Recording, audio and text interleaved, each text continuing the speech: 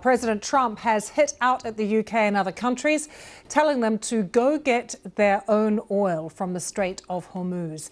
In a post of Truth Social, he said all of those countries that can't get jet fuel because of the Strait of Hormuz, like the UK, which refused to get involved in the decapitation of Iran, I have a suggestion for you. Number one, buy from the US. We have plenty. Number two, build up some delayed courage, go to the strait and just take it. You'll have to start learning how to fight for yourself. The USA won't be there to help you anymore, just like you weren't there for us. Iran has been essentially decimated. The hard part is done. Go get your own oil. Well, that statement from President Trump comes as Buckingham Palace has confirmed that the King's state visit to the US is to go ahead next month as planned. Charles and Queen Camilla's long-expected historic trip to see President Trump will take place in late April, despite calls for it to be postponed because of the ongoing conflict in the Middle East.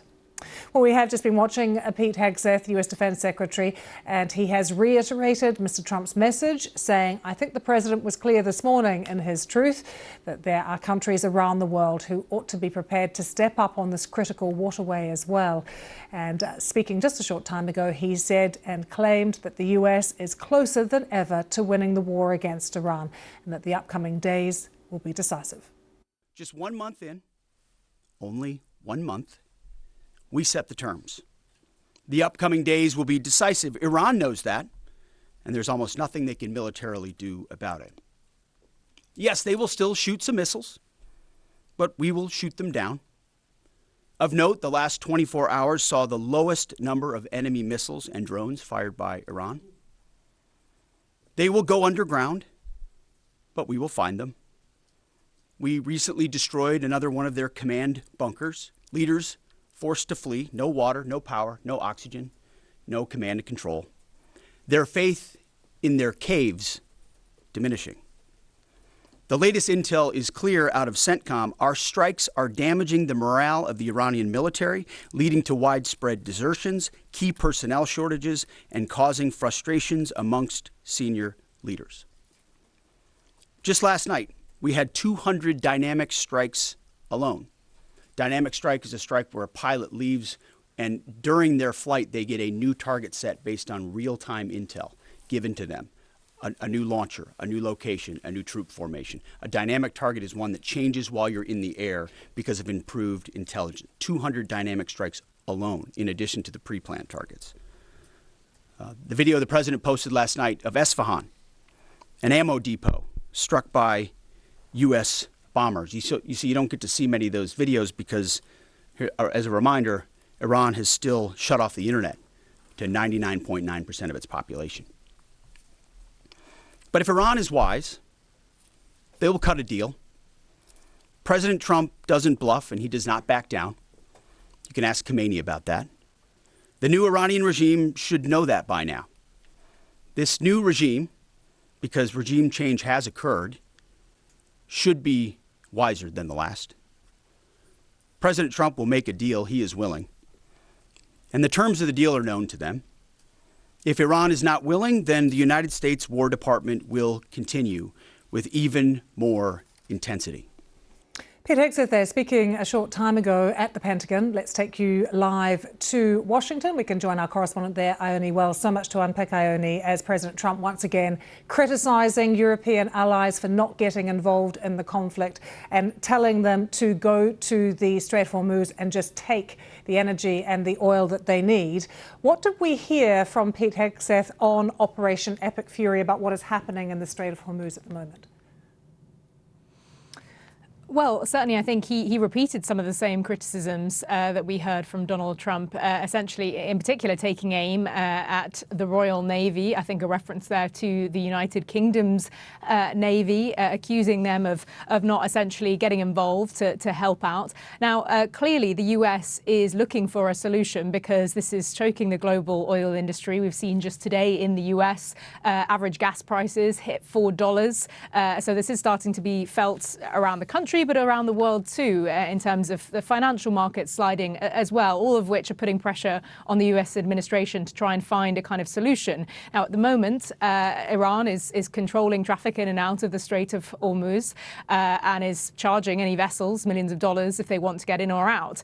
Now, that is something which the US wants to negotiate away, essentially.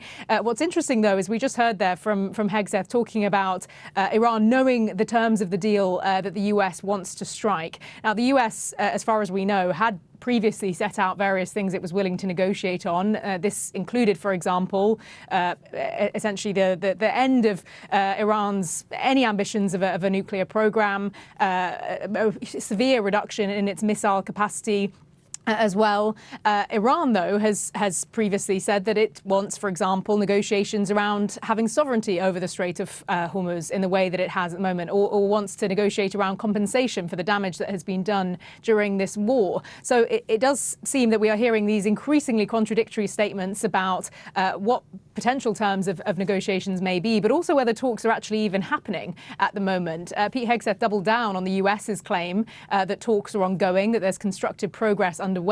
But all that we've heard out of Iran so far suggests that there aren't even any formal negotiations that have started so far. What about the timing of the conflict, Amy? Because Pete Hegseth said different things about what victory could look like. And he said as long as this ends on the terms that the US has laid out. How did he deal with some of those questions about how long the conflict could go on for? Yeah, I mean, they have repeatedly talked about a possible timeline of 4 to 6 weeks or so, but also set out these objectives that they want to meet in order to consider, from the US's perspective, this war over, which have been, as I say, a kind of complete prevention of Iran ever having a nuclear weapon in future, of essentially getting rid of its naval capacity, of severely reducing its ability to fire missiles, ballistic missiles as well.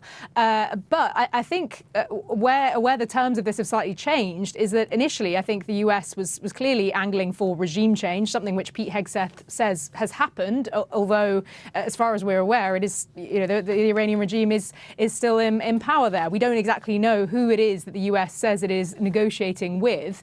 And I think one thing that isn't very clear at the moment, as I say, is that on the one hand you have the US saying that it is carrying out these talks, that if Iran makes a deal, that will be the way for this to end. But as far as we know, Iran says that those talks aren't ongoing. And I think Iran will want to be clear that it is not prepared to necessarily just come to the negotiating table only on the US's terms, not least because I think Iran is also skeptical of the fact that in the past, when there have been negotiations ongoing over reaching some kind of nuclear deal, notably last June, for example, Iran then did come under attack by the US and Israel. So I think there is sort of skepticism from the Iranian side about whether talks will be a front for further military attacks, for example.